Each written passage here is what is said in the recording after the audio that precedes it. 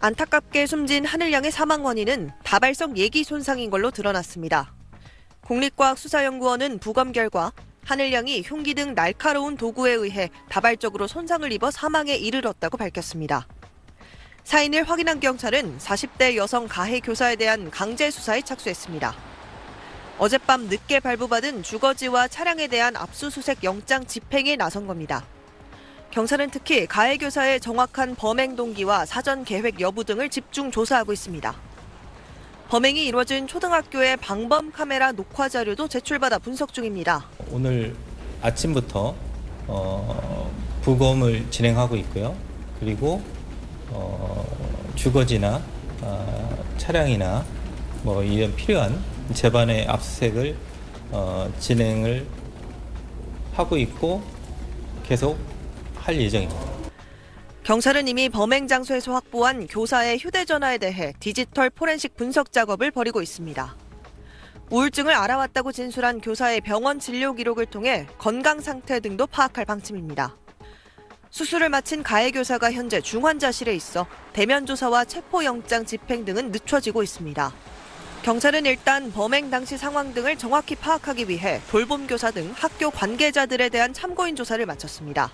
가해 교사에 대해서는 회복 과정을 지켜보며 체포 시점을 정해 본격 조사를 벌일 예정입니다. SBS 전연남입니다. 차량에서 내린 여성이 외투 주머니에 손을 넣은 채 어디론가 걸어갑니다. 5분쯤 지나 차량으로 돌아가는 여성의 손에 검은 비닐봉지가 들려 있습니다. 40대 교사 A씨가 범행 약 3시간 전 학교에서 2km 떨어진 마트에서 흉기를 사는 모습입니다. A씨는 학교 점심시간이 끝날 무렵 화장실을 다녀오겠다고 동료에게 말한 뒤 무단 외출해 흉기를 산 것으로 알려졌습니다. A씨는 스스로 죽기 위해 범행 당일 흉기를 샀다고 진술했지만 경찰은 범행 대상과 장소를 적극적으로 물색했을 가능성을 들여다보고 있습니다. 특히 돌봄 교실에서 나온 하늘양을 학교 안에서도 빛과 소리 차단이 잘 되는 시청각실로 유인한 것에 주목하고 있습니다. 공개적인 자리나 이런 데서 공격을 시도하게 된다면 아이가 운다든가 고함을 지른다든가 이렇게 되니까 범행의 용의성을 담보하기 위해서 시청각실은 평소 잠겨 있는데 A씨가 범행 전 열쇠를 미리 가져와 문을 연 것으로도 조사됐습니다. 학교 근처 마트에서 칼을 구입했다. 3층 교무실에 있기 싫어서 잠겨있는 시청각실을 열고 있었다. 하늘양 아버지도 미리 범죄를 계획한 것으로 보인다며 강력한 처벌을 호소했습니다. 초등학교에서 시칼을 어디서 구합니까? 해봐야 커터칼이겠죠, 애들이 갖고 다니는. 핸드폰 소리를 들었을 때 말씀드렸다시피 서랍을 여닫는 소리가 계속 들렸고요. 저는 그 안에 시칼을 숨겨놓았다고 100% 확신하고 이거는 계획적인 범죄라고. 경찰은 오늘 A씨에 대한 압수수색에서 확보한 자료 분석을 통해 계획범죄 정황이 있는지 확인하고 있습니다. SBS 신정은입니다. 하늘양의 실종 소식이 가족과 학교 측에 알려진 건 그제 오후 4시 50분쯤이었습니다. 하늘양이 돌봄 교실에서 나온 게 4시 반쯤으로 20분가량 지난 시점입니다. 평소 수업을 마치고 4시 40분쯤 학원 버스를 타는 하늘양이 나타나지 않자 학원 측이 가족과 학교에 전화를 한 겁니다. 학교 측도 4시 50분쯤부터 하늘양을 찾기 시작했고 가족들도 비슷한 시간 휴대전화 앱을 통해 실종 정황을 확인했습니다. 나이가 있는 여자의 거친 숨소리가 계속 들렸습니다. 약 100m 전력 질주한 그런 헥헥거리는 소리가 들렸고요. 서랍을 여닫는 소리가 계속 들렸습니다. 5시 15분쯤 하늘양 어머니의 신고를 받은 경찰은 2분 뒤부터 위치 추적과 함께 수색을 시작했습니다. 경찰은 하늘양이 실내에 있는 것 같다는 아버지 진술을 듣고 학교가 아닌 주변 아파트를 수색했습니다. 위치 추적 결과 중 하나가 학교 인근 아파트로 나왔고 학교 측이 학교 내부를 수색하고 있다는 말을 들었기 때문이라고 경찰은 설명했습니다.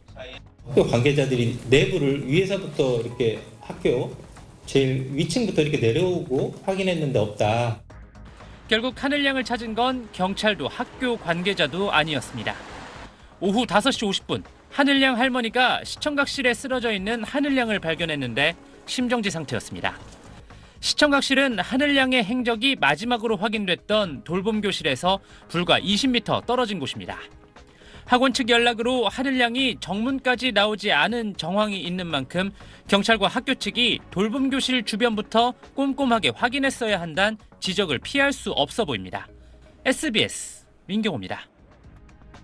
하늘양은 오후 4시 반까지 2층에 있는 돌봄교실의 담당 교사와 함께 있었습니다. 학원 차량 기사가 자신을 데리러 왔다는 연락을 받고 홀로 교실 밖을 나섰습니다. 1층까지 내려가는 5분이 채 걸리지 않는 짧은 시간에 40대 교사에게 변을 당했습니다.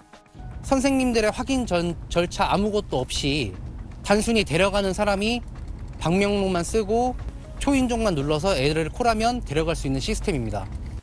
교육부와 17개 시도교육청 등의 방과 후 학교 운영 길라잡이에 따르면 선택형 돌봄 프로그램 참여 후 퇴실할 땐 보호자의 동의를 받은 귀가 지도가 필요합니다. 다만 보호자 동행 귀가가 원칙이라고만 나와 있을 뿐 보호자들 간 아이를 손에서 손으로 직접 인계해야 하는지, 인계한다면 그 장소가 교실 앞인지 등 세부적 매뉴얼은 없을 뿐더러 오후 5시 이전엔 보호자의 동의가 있다면 자율 귀가도 허용하고 있습니다. 학교별로 재량을 허용하다 보니 돌봄교실 귀가 방식은 제각각이었던 겁니다. 범행이 일어난 초등학교는 1층 현관 앞에서 보호자에게 인계가 가능해 안전에 공백이 생긴 반면 주변의 일부 학교는 교실 앞에서 보호자에게 인계하도록 하고 있습니다. 교육청 역시 돌봄교실이 1층인지 2층인지 등 위치에 따라 인계 방법이 그때그때 달라진다는 모호한 답변을 내놓았습니다. 학교마다 돌봄교실의 위치 때문에 조금씩 운영을 달리하는 이런 경우도 있는 것으로 파악하고 있습니다. 대전시 교육청은 돌봄교실 귀가가 대전만의 문제는 아니며 전국 17개 교육청과 교육부가 함께 고민해야 할 문제라고 뒤늦게 해명했는데 학생 안전에 대한 대책이 부족했다는 목소리가 커지고 있습니다. TJB 조형준입니다. TV에 걸그룹이 나오면 천진난만하게 춤을 췄던 예쁜 아이 하늘양. 이제는 하늘의 별이 되어 더 이상 볼 수 없습니다. 하늘양이 다니던 초등학교 앞엔 국화와 과자 등이 수십 미터가량 빼곡히 놓여 있습니다. 혹여나 편지와 인형이 비에 젖어 슬퍼하진 않을까 우산과 비닐도 씌워졌습니다. 꽃다발과 함께 지켜주지 못해서 미안하다는 메모들이 가득하고 아이돌을 좋아했던 하늘양을 위해 가수 사진도 가져다 놨습니다. 지금도 사진을 보면은 너무 작고 여리고 아기거든요. 근데 그런 아기가 그런 공포스러운 상황이 있었다는 게 믿기지도 않고. 하늘양이 다니던 학교 1층 현관 앞에서 시민들을 위한 합동분향소가 설치됐습니다. 세상을 떠나기 전 너무나도 아팠을 하늘양을 위해 아이들과 어른들의 발길이 이어졌습니다. 인근 꽃집에서는 더 많은 시민들이 애도를 표했으면 좋겠다며 국화꽃 100송이를 무료로 나눠줬습니다. 하늘양의 아버지는 하늘이가 천국에서도 행복할 수 있도록 국민들에게 기도를 부탁했습니다. 국민 여러분, 저희 하늘이 천국에서 행복하게 뛰어놀 수 있도록 기도 부탁드리겠습니다. 하늘양 피살 사건과 관련해 대전교육청은 발인일은 오늘 14일까지를 애도기간으로 정하고 관내 학교를 대상으로도 애도교육을 시행하겠다고 밝혔습니다. TJB 박범식입니다.